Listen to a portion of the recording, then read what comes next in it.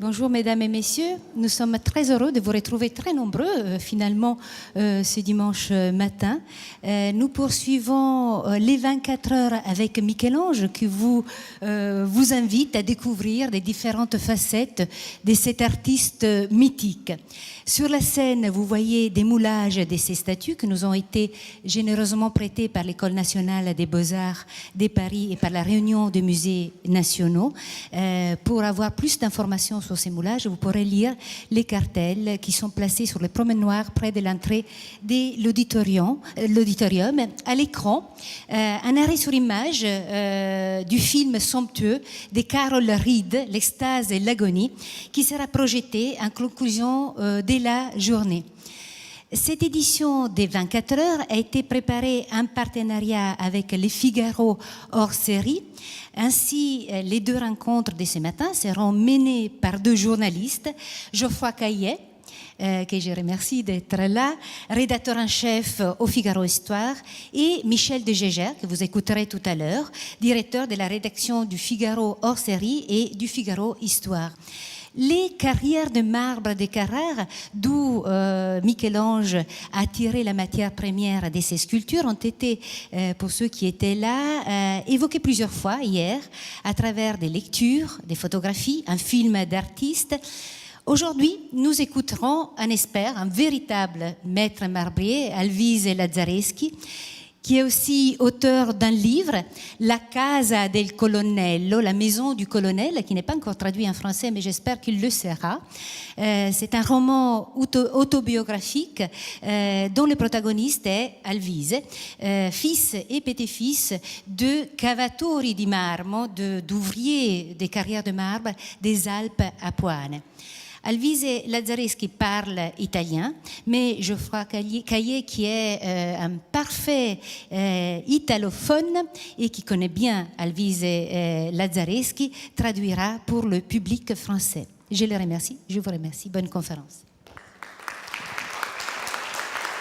Bonjour à tous, merci Monica pour cette présentation. Alors Monica vous l'a dit, on aurait pu aujourd'hui évoquer le marbre de Paros, le Pentélique ou le marbre de Sienne, mais nous avons évidemment choisi dans le cadre de ce week-end de parler du marbre auquel Michel-Ange s'est confronté toute sa vie, auquel il a confronté son génie, celui dans lequel son génie s'est incarné. Et donc c'est un voyage dans les Alpes apuanes, à l'extrême nord-ouest de la Toscane, que l'on vous invite ce matin, en compagnie d'Alvise Lazzareschi. C'est une Toscane moins connue que la Toscane florentine ou la Toscane siennoise. On est à la limite de la Ligurie. Et la ville de Carrare se trouve en fait en bord de mer et bordée par ces montagnes qui sont divisées en différents bassins, en différentes régions où le marbre est exploité. Je vous propose peut-être de regarder quelques images qui vous donneront une idée du décor dans lequel Alvise passe sa vie. Voilà la ville de Carrare, vue depuis les montagnes. Voilà une très belle photo qui vous montre que à Carrare, lorsque vous voyez du blanc sur les sommets, il est toujours difficile de savoir si c'est de la neige ou du marbre. Et parfois un mélange des deux suivant les époques. Typiquement ici, c'est du marbre. Vous voyez comment les carrières sont exploitées. On va en parler dans un instant avec Alvise.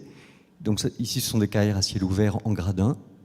Et voilà le décor qui est celui du travail d'Alvise et aussi le lieu où Michel-Ange venait travailler. Voilà, ça n'est pas un morceau de sucre, c'est un morceau de marbre de Carrare vu de près. Alors, première question, Alvise, justement, depuis quand extrait-on du marbre à Carrare? Da quando tempo si estrae marmo a Carrara? Sicuramente l'estrazione vera a Carrara inizia col I secolo a.C., quando Roma decide di estrarre marmo da questo enorme giacimento che si trova nelle Alpi Apuane, anche se abbiamo reperti di marmi estratti già in epoca etrusca, cioè molto prima. Les premières traces se trouvent à l'époque étrusque, mais la production continue, a commencé au 1er siècle avant Jésus-Christ, et ce sont les Romains qui l'ont menée. Après, quindi è cominciato all'epoca romana, e poi quando è stata la grande epoca proprio dell'estrazione di marmo? Prima di Michelangelo, già in epoca medievale c'erano le cattedrali e le chiese. Déjà à l'époque médiévale, les cathédrales, à Florence par exemple, sont construites en marbre de Carrare. Quali grandi opere si possono forse citare? Sì, ovunque diciamo, la dimostrazione dell'epoca di estrazione del marmo è data proprio dai monumenti che si trovano in tutta Europa e nel mondo, per cui sicuramente in epoca anche già tardo-romanica, in epoca medievale, con poi la sua massima espressione in epoca rinascimentale, che coincide appunto col nostro grande maestro, con Michelangelo. Pensiamo anche alla Firenze del 300, del 400, ovunque è visibile il marmo di Carrara. Pensiamo alla facciata meravigliosa del Duomo di Orvieto, per esempio. Ecco. Le Duomo d'Orvieto, par exemple, est un bon exemple d'exploitation du marbre de Carrare. Dès le XIIIe siècle, dès le XIVe siècle, l'Italie et rapidement une partie de l'Europe se couvre de marbre de Carrare, même si le boom correspond évidemment à l'époque de la Renaissance, qui est celle qui nous intéresse aujourd'hui avec Michel-Ange. Alors justement, vous voyez ici une façade d'une maison que l'on trouve à Carrare, dans la petite ville de Carrare. Et si je continue, vous allez voir pourquoi elle nous intéresse, parce que c'est une maison dans laquelle Michel-Ange a logé quand il venait à Carrare choisir lui-même les blocs desquels allaient naître ses œuvres. Michel-Ange est arrivé à Carrare pour la première fois en 1497, juste avant la commande de la Pietà, pour choisir le bloc. Et on a une datation, en tout cas documentée, de sa présence à Carrare jusqu'en 1521. Il a pu y revenir après, mais on n'en a pas la trace. Ce qui est certain, c'est que Michel-Ange venait lui-même choisir les blocs, venait parler avec les carriers, négocier les prix, s'occuper du transport, donner parfois lui-même un coup de main sur place et commencer aussi à tailler les blocs à Carrare. Voilà pourquoi on a conservé un souvenir assez continu de sa présence pendant 30 ans dans la région et dans les montagnes elles-mêmes. Alors, j'en profite tout de suite pour le dire, l'idée de ce colloque est née justement parce que j'ai fait l'année dernière un reportage pour le Figaro hors série Toscane secrète, et je suis allé trouver Alvise dans les montagnes de Carrare, et je lui ai dit, alors qu'est-ce que c'est que le marbre de Carrare? Et il m'a dit, mais marbre de Carrare, ça ne veut rien dire, il y en a autant que des vins blancs. Il y a des quantités de marbre de Carrare, le blanc est le plus connu, mais il en existe de 1000 nuances différentes. Et pour continuer dans les idées toutes faites, je lui ai dit, alors j'ai entendu parler de la carrière de Michel-Ange, et je lui ai dit, ma dove è la cava di Michelangelo? Elle est où cette carrière de Michel-Ange? Et il m'a dit, non mais ça c'est un truc pour les touristes. La carrière de Michel-Ange, ça n'existe pas. Michel-Ange allait d'une carrière à l'autre pour choisir des blocs différents en fonction de l'œuvre qu'il avait en tête et en fonction de l'aspect qu'il recherchait pour cette œuvre. Et si vous voulez, l'idée du coup de cette conversation est née de la confrontation de ces deux idées. D'une part, les différentes carrières où Michel-Ange s'est rendu à Carrare, et puis les différentes variétés de marbre de Carrare. Et c'est pour ça que je vous propose dans une première partie une petite promenade à travers les œuvres de Michel-Ange que Alvise a observé de près, au moins pour une grande partie d'entre elles. Et Alvise est arrivé avant-hier à Paris et il s'est tout de suite précipité au Louvre avec sa femme pour étudier de près les captifs, dont vous voyez les esclaves, dont vous voyez des reproductions de part et d'autre de la scène. Et c'est en étudiant de près les veines du marbre qu'il a pu identifier l'origine d'un certain nombre de ces blocs qui sont devenus les chefs-d'œuvre que nous connaissons. Donc je vous propose de commencer cette petite promenade artistique avec Michel-Ange et en compagnie d'Alvise. Voici la première œuvre sculptée connue et la plus fameuse peut-être de Michel-Ange, la Pietà. C'est pour elle que Michel-Ange est venu pour la première fois à Carrare, je vous le disais, en 1497, afin d'honorer cette commande. Alvise, qu'est-ce que vous inspire la Pietà? Et vous l'avez observé de près, on peut en voir quelques détails. à quoi ressemble le marbre et d'après ce que vous en voyez, d'où est-ce qu'il peut venire a Carrare? Alvise, questa è la pietra, come sai, l'hai studiata, sai un po' com'è, e da ciò che vedi che tipo di marmo è, forse è l'occasione di parlare anche di marmo ordinario, statuario, che tipo di venatura forse, cosa ci puoi dire della Pietà? Beh, certo, questa è la grandissima opera che rende poi Michelangelo assolutamente maestro, famosissimo nel mondo, ed è un esempio di perfezione anatomico-stilistica assoluta. C'est un exemple de perfection anatomique et stylistique mondialement connu et parfait. Per riuscire a scolpire tanti particolari, se poi per esempio evidenziare nell'altra foto successiva dove si vede la testa, ecco, questi particolari, queste rifiniture dei capelli, ancora più difficile i baffi e la barba, ecco, per arrivare a fare questa perfezione stilistica senza spaccare il marmo nell'inciderlo con lo scalpello, non so se vuoi, serve assolutamente un tipo di marmo particolare che, a differenza di quello che è l'etimologia della parola, non può essere un marmo statuario. Alors, pour arriver à ce niveau de perfection stylistique, pour pouvoir tailler le marbre à ce degré de détail, il faut un marbre particulier, évidemment, qui ne se casse pas. Plus le sculpteur avance, si vous voulez, dans la taille du marbre, notamment pour tous les détails des cheveux, de la barbe et de la moustache, il faut un marbre qui résiste. Et c'est un marbre particulier qui Sì, si chiama un marmo ordinario. qui s'appelle le marbre ordinaire, contrairement à ce qu'on pourrait penser.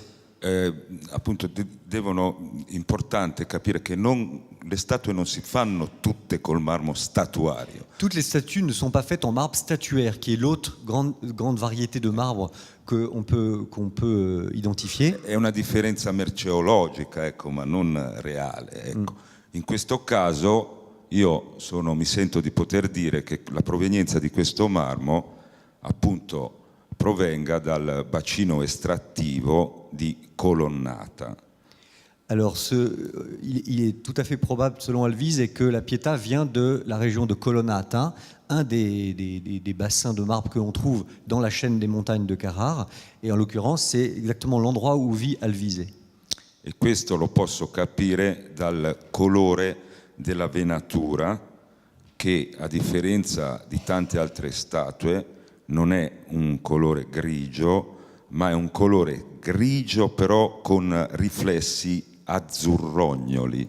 C'est très intéressant parce que, contrairement à ce qu'on pourrait penser, ce marbre n'est pas simplement gris ou blanc comme on pourrait le voir au premier coup d'œil, il possède des reflets qui tendent très légèrement vers le bleu. Et ça, il faut évidemment, on ne peut pas forcément le voir sur ces photos, il faudrait observer la Pietà de près. Il y a cette teinte très légère que Alvise a identifiée et qui correspond au bassin de Colonnata. È una cava che ho visitato tante volte, anche perché si trova proprio di fronte alla mia camera da letto. Vous avez tous compris, en face de son lit, en face de sa chambre à coucher, par la fenêtre, Alvise peut voir la carrière dont provient la Pietà. C'est extraordinaire. È incredibile come questo ancora ragazzo di 29 anni, no? Se non sbaglio, Sì. sia riuscito a dimostrare questa perfezione assoluta, questo miracolo di perfezione stilistico-anatomico. Michel-Ange est encore tout jeune, vous savez, il était dans à peu près 25 ans quand il a sculpté la Pietà. Et il est arrivé aussi, il est toujours étonnant de voir à quel point il est arrivé à ce degré de perfection, évidemment, si jeune. On va passer à une autre sculpture qui est au moins aussi fameuse que la Pietà. C'est le David qui est à l'Académie à Florence. Alors pour ce bloc qui a été sculpté par Michel-Ange en 1501-1504, Michel-Ange n'a pas choisi lui-même le bloc. Il a récupéré un bloc qui avait été abandonné 40 ans plus tôt par le sculpteur à qui avait été passée la première commande, et il s'est attelé à nouveau à cette œuvre. Donc voilà, ça n'est pas à l'occasion d'un voyage à Carrare que Michel-Ange l'a choisi puis travaillé. C'est d'autant plus remarquable que ce bloc, ayant été extrait plus de 40 ans plus tôt, était déjà probablement abîmé, il était probablement dans la cour d'un palais, et il y a probablement eu un travail sur ce marbre à faire, puisque c'était un marbre déjà ancien finalement. Alors Alvise et il Davide, vous l'avez revu il n'y a pas longtemps à Florence, et en l'observant de près, vous m'avez parlé de certains détails, notamment je crois les ongles de pied, qui vous ont paru spécialement évocateurs. C'era qualche dettaglio, mi hai detto che del Davide le unghie di piedi, credo, che ti hanno sembrato un po' evocativi, diciamo. Sì, diciamo che il David è classificabile invece come marmo statuario, per riprendere, anche se è un punto estrattivo che corrisponde al Fantiscritti, è un'altra zona estrattiva, dove gli statuari si incontrano con gli ordinari. Io penso di... Aspetta che io faccia la traduzione. Alors, le David, c'est du marbre statuaire, donc la qualité réputée supérieure, mais vous venez de voir avec la Pietà que ça avait beau être du marbre ordinaire, le résultat est absolument spectaculaire. Il vient d'une zone qui s'appelle la Cava dei Fantiscritti, qui je crois a été exploitée depuis l'époque romaine, et c'est un endroit où justement les deux qualités de marbre statuaire et ordinaire se confrontent. Hein. Les gisements sont sur des strates qui sont quasiment au même niveau. Sì, anche perché ci sono a differenza della Pietà, le rifiniture del David, diciamo, sono, fra virgolette, più semplici. En apparence, les détails du David sont plus simples que ceux de la Pietà. Hein. On peut penser, vous l'avez vu, aux détails de la barbe, de la moustache du Christ, ou au voile de la Sainte Vierge, à la ceinture même de la Sainte Vierge, mais ça n'est qu'une apparence. Che dà la possibilità di riconoscere la provenienza è il tipo di venatura, in questo caso è una venatura grigia. Là, pour le coup, c'est une veine grise qui est caractéristique du David, et c'est à ça qu'on peut reconnaître le bassin d'extraction.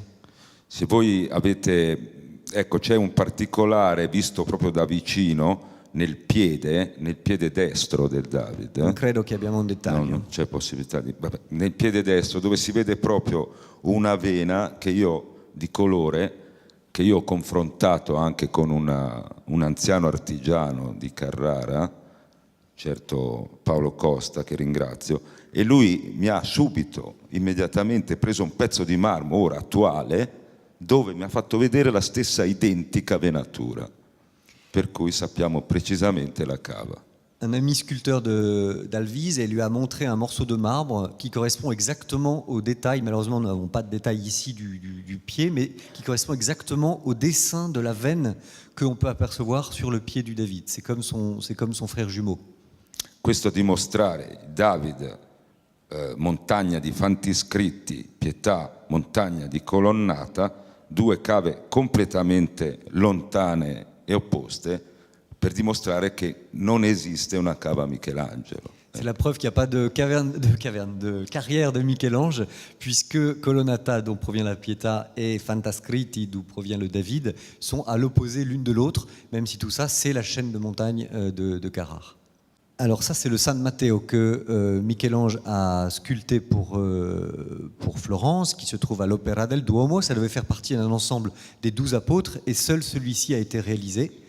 Vuoi dire qualcosa, Alvise? Beh, questo, diciamo, nelle opere incompiute della Galleria del Duomo provengono probabilmente, anche perché è la stessa epoca, no? Siamo tra il 524 e il 536, e è probabilmente la stessa zona che corrisponde sempre al canale di Fantiscritti, però in un'altra zona che si chiama Polvaccio.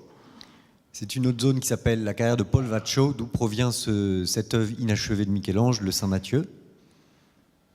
Alors ici, vous reconnaissez évidemment le Moïse, hein, un élément du tombeau de Jules II à Saint-Pierre-aux-Liens à Rome, et le visage du Moïse, et évidemment les esclaves que, je vous le disais en commençant, Alvise est allé étudier de près au Louvre. Alvise, qu'est-ce que vous pouvez nous dire des esclaves? Cosa ci puoi dire degli schiavi?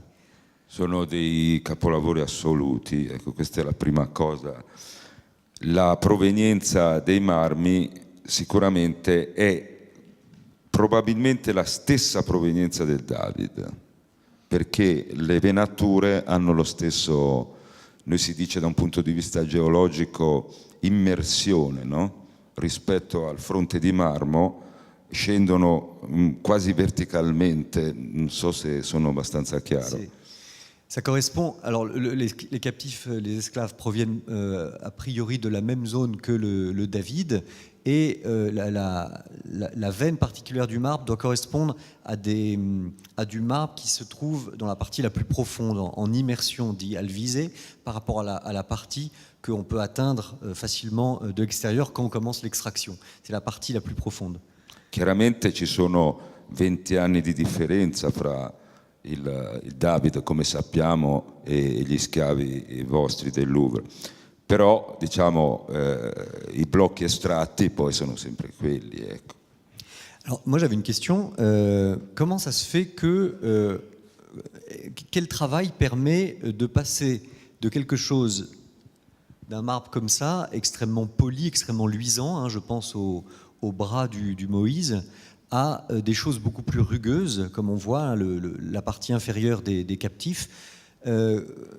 Quale lavoro Alvise permette di passare del marmo al naturale, diciamo, come si vede qua, al piede degli schiavi, a delle cose molto lucidi, molto brillanti, come si vede? Perché la gente pensa sempre che il marmo sia una cosa lucida così, e infatti al momento dell'estrazione è una cosa molto, molto grigia, molto al naturale, diciamo. Beh sì, il marmo è una natura grezza, quello che vediamo nella Pietà romana, anche nel gamba destra di Davide, dove molto si chiama lucidatura, è un procedimento che si fa proprio con lo strofinare con delle spazzole, degli speciali abrasivi, si chiamano, la superficie di marmo per renderla o lucida o levigata, sono due differenze.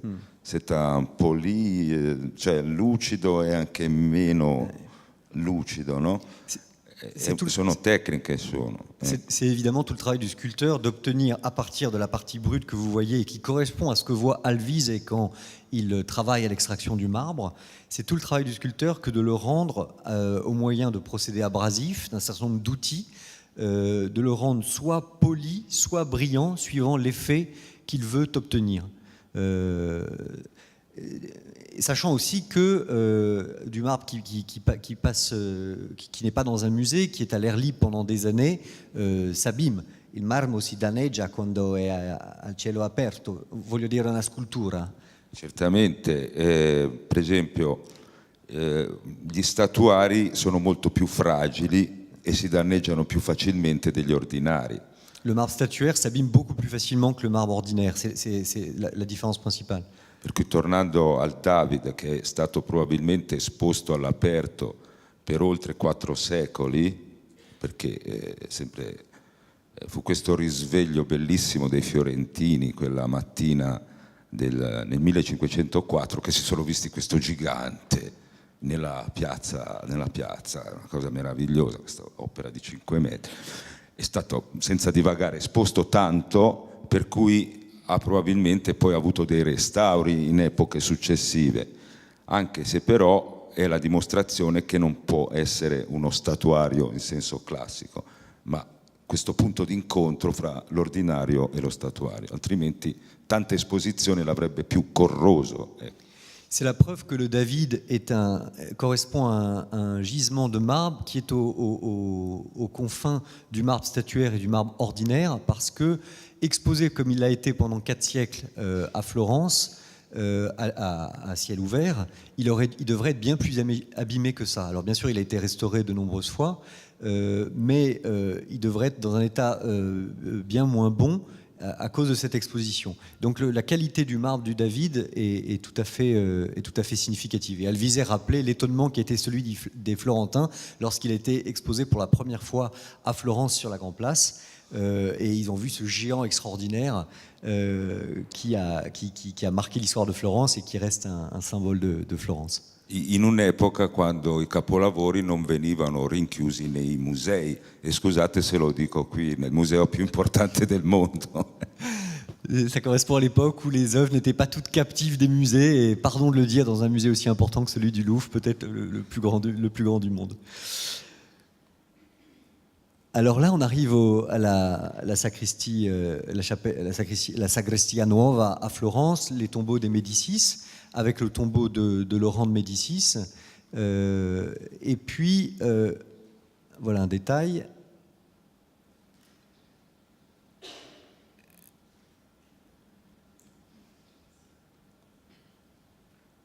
Et le tombeau de Julien, avec le jour et la nuit. Alors là, ce sont des sculptures plus tardives dans l'œuvre de Michel-Ange, des années 1520. Alvise, vous êtes retourné à Florence voir la sacristie des Médicis. Qu'est-ce que votre étude des statues vous a permis de voir que vous ne connaissiez pas? È tornato quindi a Firenze a vedere le statue, e cosa ci puoi dire delle statue vedendole proprio? Sì, diciamo che tutte e 6 le figure, perché la figura di Giuliano di Lorenzo e poi del giorno, notte, crepuscolo, aurora, sono tutte di una stessa qualità di marmo. La provenienza è un marmo ordinario, di provenienza sempre in zona Fantiscritti, leggermente dislocata rispetto alla provenienza del Davido, comunque sempre questa zona. Ed è sempre possibile verificare questo, mi è stato possibile sempre dal tipo di venature. Poi sono queste opere d'arte che io vado con molta frequenza a rivedere. Ora ho rivisto domenica scorsa ultima proprio per avere una sicurezza. Alvise retourne à Florence dimanche dernier justement pour se rendre compte de visu de l'aspect des statues, et il est formel, c'est à nouveau du marbre dit ordinaire, qui provient de la même zone que le David, un petit peu plus loin, mais toujours dans la zone de Fantiscritti, dans les montagnes de Carrare. E qual è proprio il colore, perché noi lo vediamo da foto, però qual è il colore esatto di queste statue? Il colore originario è proprio bianco con venatura grigia. À nouveau du blanc avec cette veine grise caractéristique du David aussi. Il giallo che si vede è frutto non tanto dell'usura del tempo, ma anche dei restauri che sono stati effettuati. Le jaune que vous voyez sur les photos, qui correspond en partie à ce qu'on voit à l'œil nu, provient à la fois pas tant de l'usure du temps que des restaurations qui ont été faites sur les statues depuis des siècles. Osservando alcuni particolari nei punti dove ha mantenuto più lucidature, il colore è assolutamente bianco, Carrara grigio. Ecco. Dans les parties les plus brillantes, on voit bien qu'il s'agit d'un blanc ordinaire de Carrare. Vedi anche dal piede della notte, della figura della notte, lì si vede più la sfumatura proprio vera, bianca, mentre osservando da sopra c'è questo riflesso giallo, ma è solo un riflesso, la natura del marmo è quella bianca. Le blanc, on le voit vraiment sur le pied ou dans quelques détails brillants de la jambe. C'est ce blanc-là, la couleur d'origine de la statue.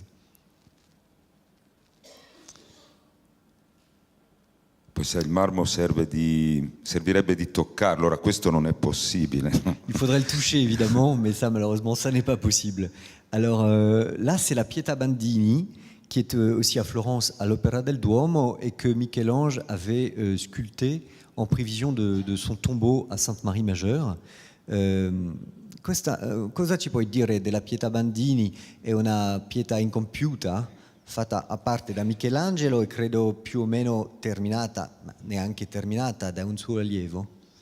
Beh, io posso dire che è una delle opere che personalmente mi piacciono di più, e secondo me questo termine incompiuta, chi lo sa poi se Michelangelo la considera invece finita così, perché è difficile immaginare delle rifiniture che la rendano più bella di quello che è.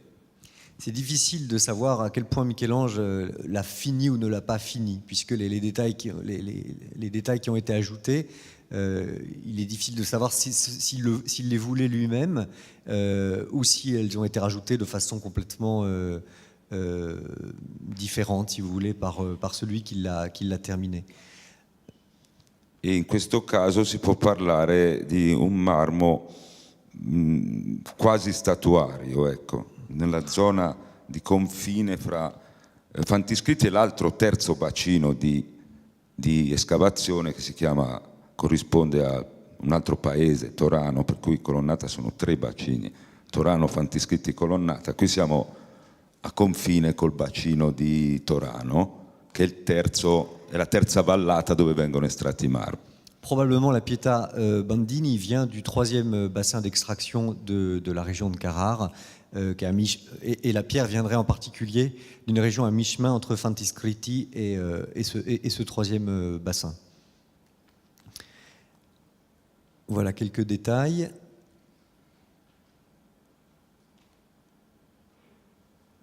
Questo è Nicodemo?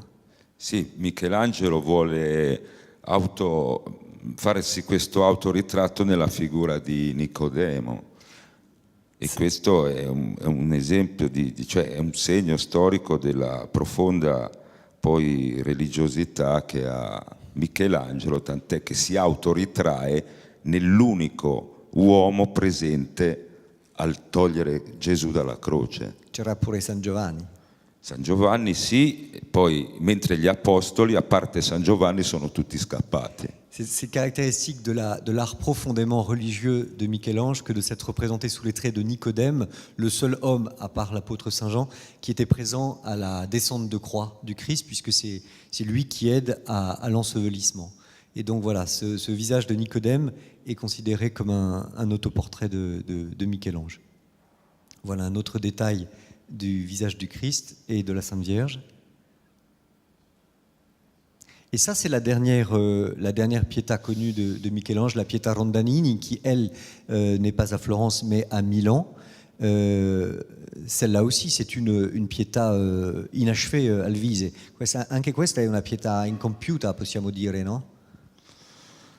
Io ho questa mia personale idea che Michelangelo la considera finita così, perché è talmente un'armonia di forme che è difficile pensare in questa opera di dargli un'altra martellata, un altro colpo di scultura, secondo me. Pour Alvise, elle est terminée en réalité. Elle est conforme à ce que Michel-Ange avait voulu en faire, parce que l'harmonie des formes de cette Pietà, de ce groupe, rend impensable l'idée qu'il se serait arrêté en cours de travail. Evidente di come la Vergine che trattiene il figlio in una sepoltura che nello stesso tempo però è una resurrezione, e questo spiega tutta la filosofia cattolico-cristiana. Insomma, è difficile pensare di modificare un qualche cosa. Non è una sepoltura, è una resurrezione allo stesso tempo, ecco. En fait, de Pietà, c'est moins un Christ mort qu'un Christ déjà en train de ressusciter que Michel-Ange a voulu sculpter. On le voit par la position de la Sainte Vierge, déjà la position du Christ qui est quasiment entièrement debout, et par la position de la Sainte Vierge derrière lui qui correspond à ce mouvement ascendant. C'est un Christ qui se relève. C'est presque déjà donc un Christ sortant du tombeau. Tra l'altro, per chi dovesse andare a Milano, non c'è attesa, non c'è file, bastano 3 minuti di tempo per entrare in questa sala che si trova nel Palazzo Sforzesco, così come informazione. Ouais, c'est intéressant parce que Alvise s'en est rendu compte encore récemment au Castello Sforzesco où est exposée cette Pietà. Il n'y a absolument personne, il n'y a pas de file d'attente, les gens passent devant en 5 minutes. Ils se disent, à croire qu'ils ne savent même pas que c'est Michel-Ange qui est l'auteur de cette Pietà magnifique.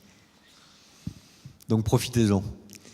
Voilà la fin de notre première partie qui correspond à ce voyage, vous voyez, à la fois artistique et technique dans l'œuvre de Michel-Ange. Alvise le dit, il n'est pas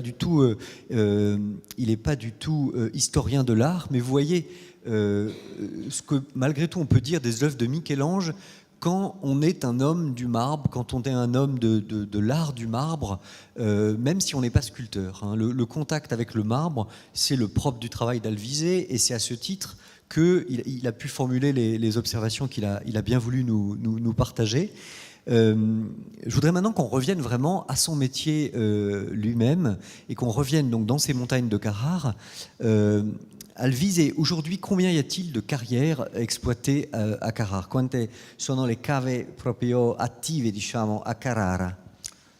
Sono circa 80 cave. À peu près 80 carrières exploitées aujourd'hui. Per una produzione di marmo venduto che non corrisponde a quello estratto, perché poi c'è uno scarto di blocchi venduti pari nella media degli ultimi 3 anni a 900.000 tonnellate anno.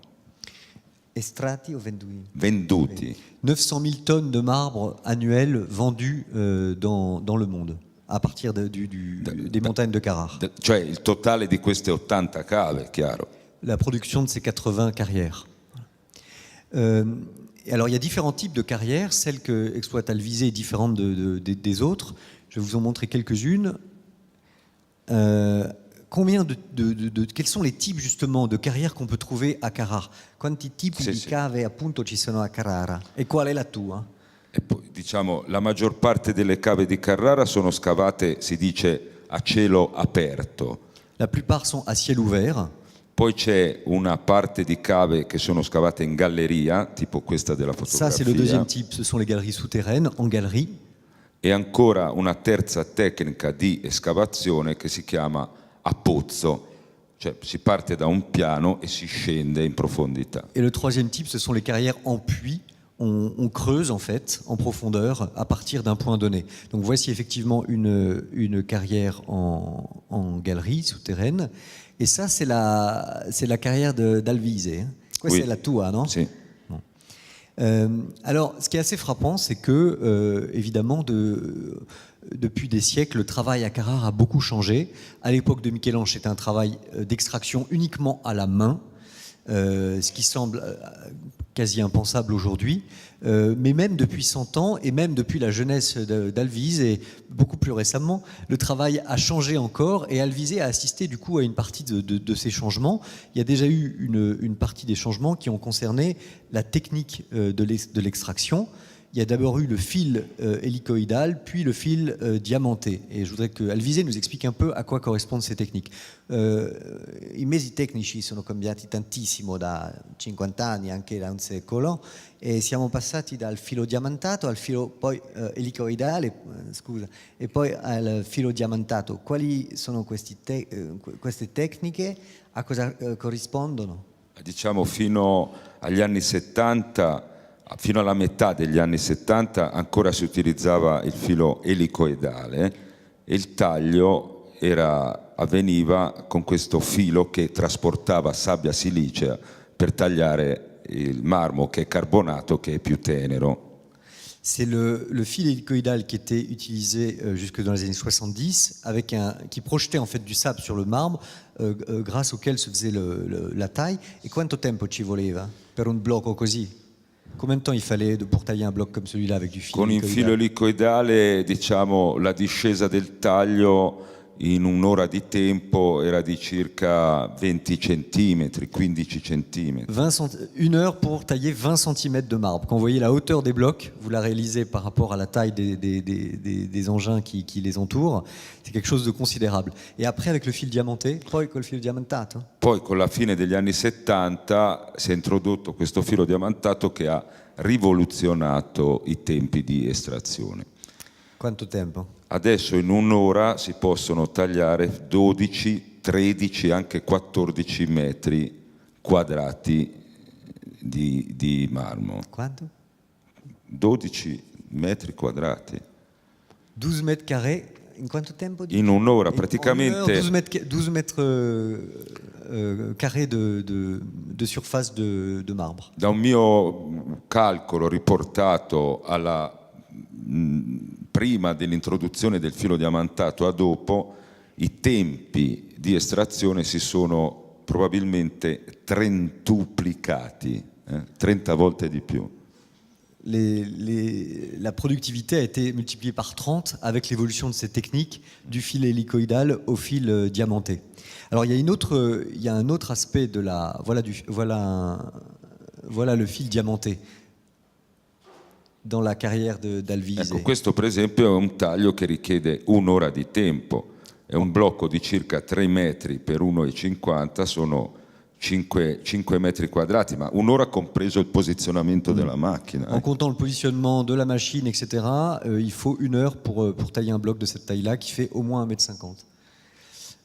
Voilà à quoi ressemble la taille du marbre.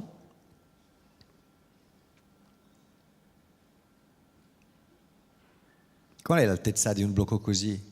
E non è neanche un blocco, è come lo chiami? Questo è un pezzo di bancata. Appunto, è la bancata. Ricordi, bancata. Alors Alvise me disait que la bancata, c'est j'ai toujours pas su comment le traduire en français, c'est le filon de marbre, c'est ce que le carrier cherche toute sa vie, la bancata buona. Sì, perché Qu'est-ce que c'est? Cos'è una bancata buona? è quella che è perfettamente sana, che non ha problemi di difetti, problemi naturali, e ti permette di fare tanti blocchi perfettamente sani. C'est le filon qui permet de tailler des blocs parfaits parce qu'elle n'a aucun défaut, aucune rupture, si vous voulez, dans la consistance du marbre. Et une fois que vous l'avez trouvé, c'est un peu le Graal, parce que vous pouvez tailler dedans autant de blocs que sa surface le permet, des blocs qui vont pouvoir être vendus comme tels et non pas redivisés en blocs qui se vendent évidemment à un prix inférieur. Alors, il y a autre chose qui a été révolutionné depuis un siècle, mais beaucoup moins d'un siècle, puisque Alvise me disait que quand il était petit, il a vu les derniers engins de ce type, qui s'appellent les Litze. Alors ça, c'est une reconstitution, et ça, c'est une vraie Litze. Ça, c'est le système qui, depuis les Romains, servait à transporter les blocs, une fois détachés de la montagne, jusqu'au port de Carrare, c'est-à-dire en bas dans la vallée. Toi, donc Alvise, vous avez connu les Litze. Da piccolo, tu hai conosciuto le Litze? Certo, il ricordo più lontano mio, C'est son souvenir le plus ancien. Sono piccolo negli anni 60 e non posso ricordare, ma poteva essere 1962-63. Io ricordo ancora proprio davanti alla stessa finestra di dove dormo ora, da dove vedo la cava dove fu estratta la Pietà, ricordo ancora di questi marmi che venivano fatti scivolare, lizzare giù dalla montagna. De sa fenêtre, puisque la maison est restée la même, Alvise voit pas seulement la carrière de la Pietà, il voyait petit dans les années 63-64 les Litze, et donc c'est des sortes de luges en fait, des sortes de traîneaux qu'on descendait avec un système de cordes, et ensuite, une fois dans la vallée, qui était traînée par des bœufs, il les voyait descendre de sa fenêtre, c'est un de ses souvenirs les plus anciens. Ricordo questa sinfonia musicale di questi lizzatori, un lavoro di una pericolosità immensa. Le travail des lizzatori était un des plus dangereux au monde, puisqu'il menaçait d'être écrasé. Les cordes parfois rompaient, et il pouvait perdre un membre, être écrasé contre la paroi. Mais Alvise se souvient de l'harmonie qui se dégageait de ce travail, parce qu'il chantait. Cantava, sì, no? si davano un tempo, come quando i pescatori tirano le reti sulle barche. È un tempo musicale che e così, no? E questi sono ricordi per me indelebili. Ce qui frappe beaucoup Alvise, c'est le tempo avec lequel il travaillait, qui est comparable à celui des pêcheurs quand ils retirent leur filet. Ils chantaient pour se donner du cœur à l'ouvrage, et c'est ces notes, c'est cette musicalité qui hante encore Alvise. Mentre i marmi venivano poi riquadrati e rifiniti con gli scalpelli, per cui c'era questo canto dei lizzatori e questo tintinnio del martello sullo scalpello, don, don, don, cioè era una sinfonia veramente. Un autre bruit caractéristique du travail du marbre, c'est celui évidemment des tailleurs de marbre, ceux qui dégrossissent les blocs sur place et qui avaient leur propre chant, et qui avec également le chant des outils qui entaille le marbre. Et voilà, ce sont tous ces souvenirs musicaux qui font aussi partie des souvenirs d'Alvise. Après la Lizza, il y a eu à la fin du 19e siècle, en parallèle, hein, parce que la Lizza, on vous l'a dit, ne s'est arrêtée que dans les années 1960, mais à partir des années 1870, on a construit une ferrovia, une voie ferrée, pour transporter le marbre de Carrare.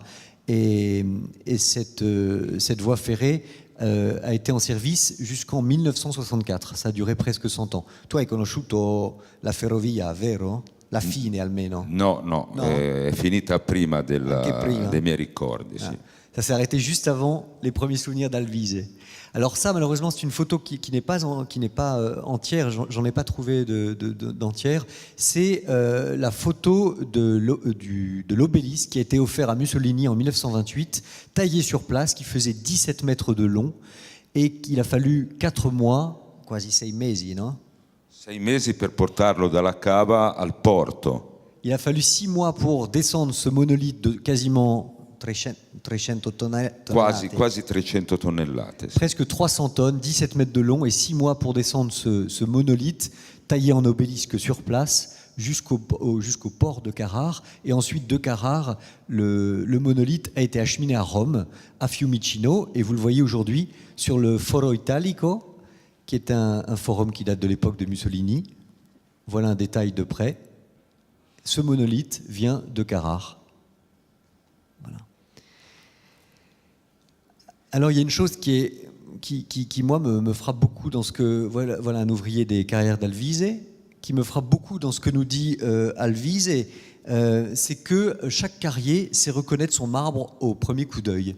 Et Alvise dit même c'est une de ses créatures. Et Alvise raconte dans la Casa del Colonnello, ce petit livre dont Monica vous parlait tout à l'heure, que lors d'un voyage en Égypte, il a même reconnu un marbre de sa carrière dans un grand hôtel, qui s'appelait d'ailleurs Grand Hôtel, de la marque Grand Hôtel.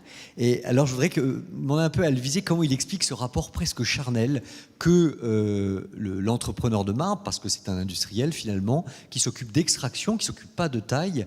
Comment expliquer ce rapport presque charnel de l'entrepreneur de marbre avec cette pierre?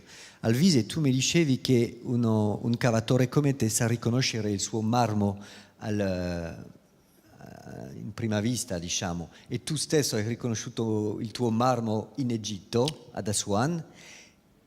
Ce lo puoi dire? Certo, è una sorpresa perché noi vendiamo il marmo direttamente in cava a trasformatori, però non possiamo sapere poi come viene utilizzato il trasformato, e allora spesso mi è capitato, come anche a miei colleghi, di ritrovarsi in un paese magari estero, lontano, e di riconoscere il tuo marmo che, come io scrivo in una magnifica hall di un grande hotel di Aswan in Egitto, oppure nei tavoli di una gelateria di Saint-Tropez sulla Costa Azzurra. Ecco. Et vous l'avez compris également chez un glacier de Saint-Tropez. Au premier coup d'œil, il s'est dit, mais ça c'est mon marbre. Vous voyez, simplement par l'aspect, par la veine, hein, le même travail que pour les statues de Michel-Ange finalement. Et allora, Alvise, come spieghi questo rapporto quasi carnale, diciamo, dall'imprenditore di marmo, col suo marmo? Mi dicevi che il marmo, non c'è una scienza del marmo, dicevi che è un'arte. Sì, perché non dovete pensare a una cava di marmo come a una forma di formaggio, no? Che si taglia a fette. Una cava si coltiva, cioè va lavorata secondo la sua struttura naturale. Une carrière doit se cultiver en suivant son aspect naturel. Vous voyez, c'est pas quelque chose que vous inventez, vous décidez pas de la tailler de telle ou telle façon. Vous devez suivre la forme même finalement qui est indiquée par la nature. C'est pas comme un fromage que vous taillez dans le sens que vous voudriez. Tutti i giorni c'è una situazione diversa dal giorno prima. Tous les jours, la situation est différente du jour précédent. E può essere una notizia, per esempio, che è talmente radicato l'essere cavatori che è probabilmente l'ultimo lavoro a livello europeo dove non c'è manodopera extracomunitaria.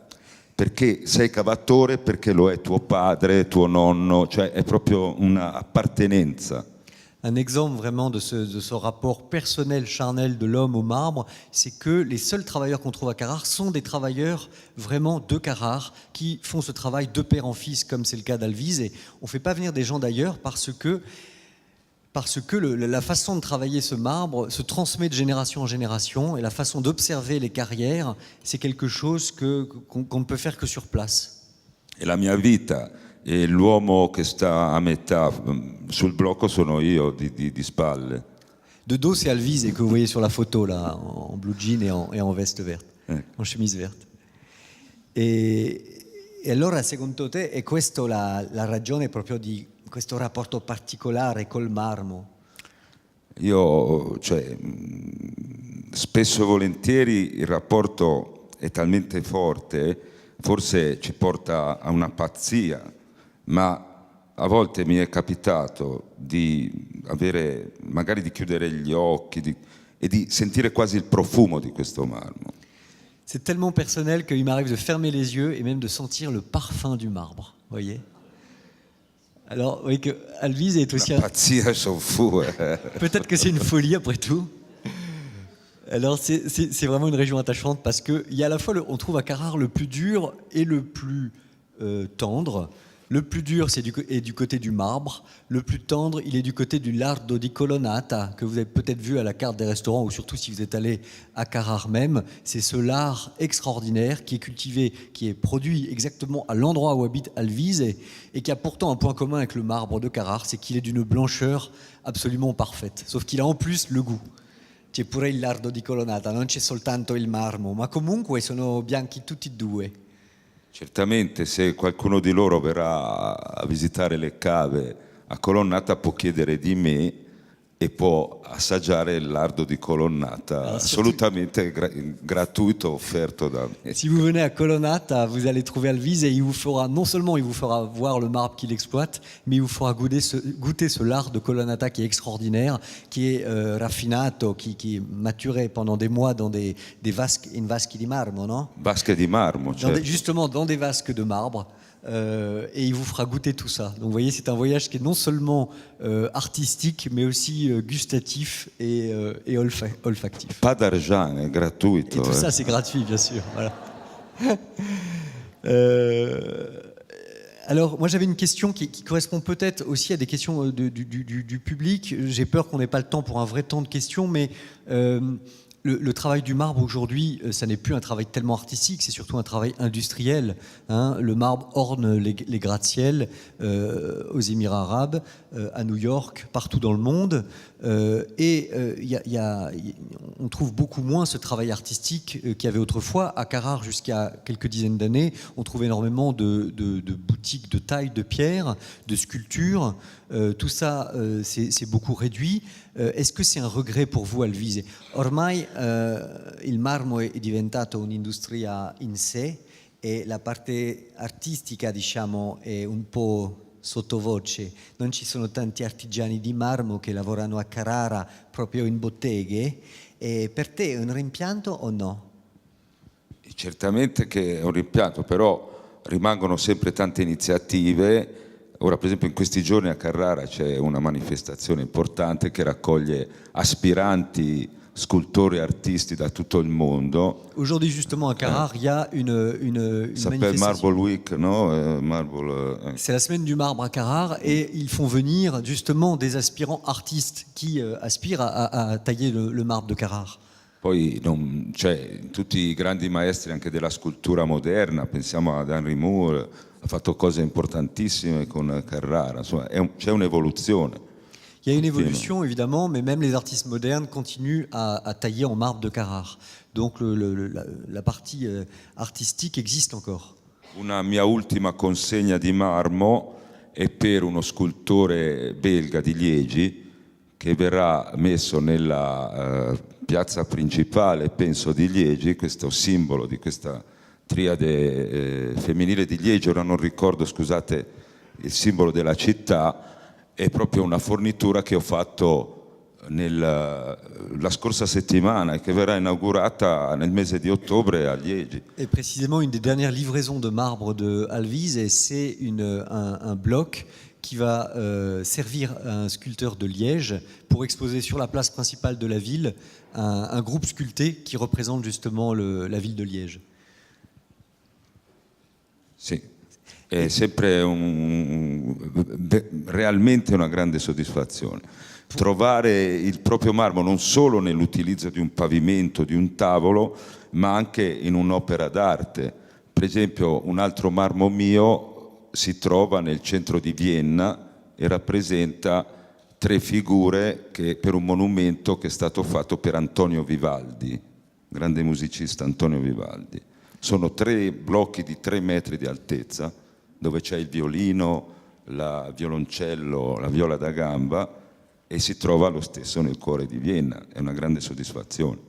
Un autre grand plaisir, une autre grande joie même d'Alvise, c'est d'avoir fourni un bloc qui a été taillé pour représenter Antonio Vivaldi à Vienne. Et voilà, c'est à nouveau un marbre qui vient d'une de ses carrières, et ça change de voir simplement ces marbres en revêtement de sol d'hôtel ou dessus de table. Voilà. Donc le marbre exploité artistiquement à Carrare n'est pas mort, heureusement. Alors je voudrais vraiment remercier Alvise parce qu'il dit dans le livre, j'espère que ceux qui parmi vous lisent l'italien le liront, La Casa del Colonnello, en attendant qu'il soit traduit en français. Alvise explique que dans ce métier d'entrepreneur de marbre, tout se fait par tonnes. On compte tout par tonnes, et je vous lis la 4e de couverture en vous la traduisant. Un carrier connaît une seule unité de mesure. S'il aime, il aime à la tonne.